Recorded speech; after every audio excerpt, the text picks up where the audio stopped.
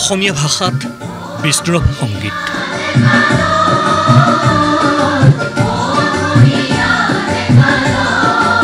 তিৱা ভাষাত বিষ্ণুৰাভা সংগীত।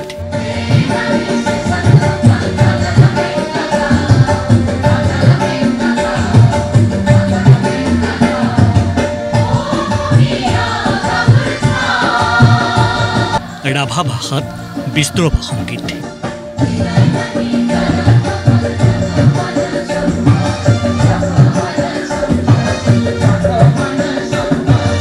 বড়ো ভাষাত বিষ্ণুৰাভা সংগীত।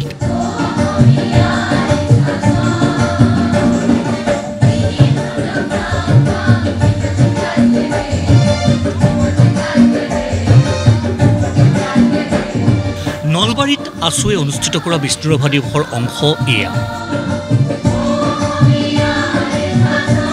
প্ৰতিকূল বতৰ, তাৰ পিছতো দুদিনীয়া কাৰ্যসূচীৰ আয়োজন কৰা বিষ্ণুৰাভা দিৱসলৈ নলবৰীয়া ৰাইজৰ ব্যাপক সহযোগিতা। বুধবাৰে হৈ যোৱা প্ৰথম দিনৰ কাৰ্যসূচীৰ পিছত আছুৰ পতাকা উত্তোলনেৰে আৰম্ভ 20 জুনৰ মূল কাৰ্যসূচী। ৰাজ্যৰ ভিন্ন প্ৰান্তৰ পৰা আমন্ত্ৰণ কৰি অনা সাংস্কৃতিক দলসমূহৰ সাংস্কৃতিক অভিবাদন গ্ৰহণ কৰে আছুৰ নেতৃত্বই। আছুৰ সভাপতি উৎপল শৰ্মাৰ বিষ্ণুৰাভা বিশ্লেষণ এয়া। বিষ্ণুৰাভাৰ দৰে হ'বলৈ চেষ্টা কৰিব পাৰি, বিষ্ণুৰাভাৰ বিষয়ে পঢ়িব পাৰি, বিষ্ণুৰাভাৰ গীত শুনিব পাৰি, শিকিব পাৰি, তেখেতৰ নাটক কৰিব পাৰি, নাটক শিকিব পাৰি, কিন্তু বিষ্ণুৰাভা হ'ব নোৱাৰে। বিষ্ণুৰাভাৰ দৰে সত্তা এটা শতিকাত নহয় 1000টা বছৰত এজনেই জন্ম হয়। আছুৰ কেন্দ্ৰীয় বিষ্ণুৰাভা অনুষ্ঠানৰ মুখ্য অতিথি আছিল লোক সংস্কৃতিৰ বিশিষ্ট গৱেষক ডক্টৰ অনিল শইকীয়া। ৰাভাদেৱৰ সত্তাৰ ব্যাখ্যা ডক্টৰ শইকীয়াৰ। তিনিজন ব্যক্তিক বিষ্ণুৰাভাই শ্ৰদ্ধা কৰিছিলে, সন্মান কৰিছিলে। শ্ৰীকৃষ্ণ, লিঅ'নাৰ্ডো ভিঞ্চি আৰু শংকৰদেৱ। এই তিনিজন ব্যক্তিৰ দুটা সত্তা আছিলে। সেই সত্তা দুটা জ্যোতিপ্ৰসাদে এনেকৈ কৈছিল, এহাতেৰে মই বগা পদুমেৰে পূজা কৰোঁ সুন্দৰৰ, আনটো হাতেৰে চলাই অস্ত্ৰ ৰোধ কৰি যাওঁ অন্যায় যত অবিচাৰ যত, এই পৃথিৱীলৈ অহা নতুন আলোক নতুন পোহৰক ভেটা দিয়া বকবৰৰ।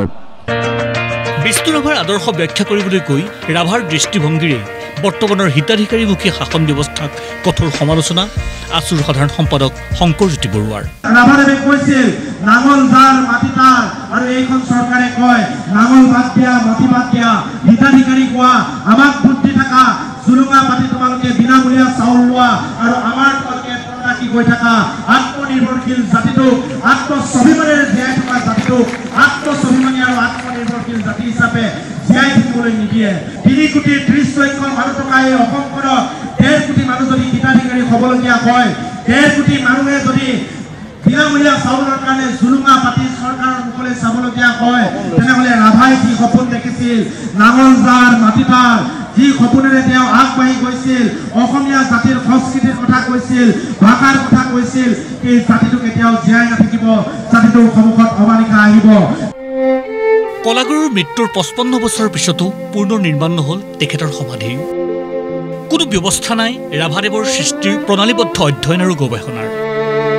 সেয়ে ডক্টৰ সমুজ্জ্বল কুমাৰ ভট্টাচাৰ্যৰ দাবী যে গুৱাহাটী বিশ্ববিদ্যালয়, ডিব্ৰুগড় বিশ্ববিদ্যালয় কলাগুৰু বিষ্ণুপ্ৰসাদ ৰাভাৰ নামত একোখন আসন স্থাপন কৰাৰ ব্যৱস্থা কৰক, আৰু চৰকাৰে এই আসন স্থাপন কৰি গৱেষণাৰ কাৰণে যিমান টকা খৰচ হয় বিশ্ববিদ্যালয়সমূহত সেই টকা দিয়াৰ ব্যৱস্থা কৰক। কলাগুৰু বিষ্ণুপ্ৰসাদ ৰাভাৰ যি সমাধিস্থল তেজপুৰত আছে, পানী আহে, ৰাইজে তাক ৰক্ষা কৰে, গতিকে কলাগুৰু বিষ্ণুপ্ৰসাদ ৰাভাৰ সমাধিস্থল আটক ধুনীয়াকৈ নিৰ্মাণ কৰাৰ ব্যৱস্থা কৰিব লাগে।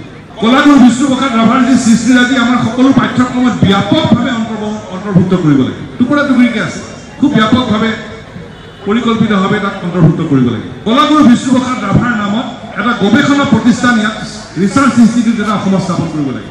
কলাগুৰু বুলি আমি কৈ আছোঁ, কলাগুৰু বুলি শ্ৰদ্ধাঞ্জলি জনাই আছোঁ, কিন্তু কলাগুৰুগৰাকীৰ প্ৰতি, কলাগুৰুগৰাকীৰ চিন্তা চৰ্চা গৱেষণাৰে আগুৱাই নিবৰ কাৰণে এটা গৱেষণা প্ৰতিষ্ঠান নাই। মুকলি সভাতেই অভিনেতা প্ৰযোজক নজৰুল ইছলাম, ঢুলীয়া শিল্পী ভূপেন ৰায়, পুতলা নাচৰ শিল্পী গোবিন্দ তালুকদাৰ, ওজাপালিৰ শিল্পী দেৱজানী তালুকদাৰক বঁটা প্ৰদান কৰি জ্ঞাপন কৰা হয় বিশেষ সম্বৰ্ধনা। আছুকে ধৰি বিভিন্ন অনুষ্ঠানৰ বিষ্ণু ৰাভা দিৱস আয়োজন চলিছে চৰকাৰীভাৱেও। কিন্তু কোনে কিমান হৃদয়ংগম কৰিব পাৰিছে বিষ্ণু ৰাভা নামৰ জাতীয় অনুষ্ঠানটোৰ জীৱনাদৰ্শ, সেয়াহে আচল কথা। ভিডিঅ' জাৰ্নেলিষ্ট বিপুল আৰু ৰাজুৰ সহযোগত নলবাৰীৰ পৰা নকুল তালুকদাৰৰ ৰিপৰ্ট, প্ৰতিদিন টাইম।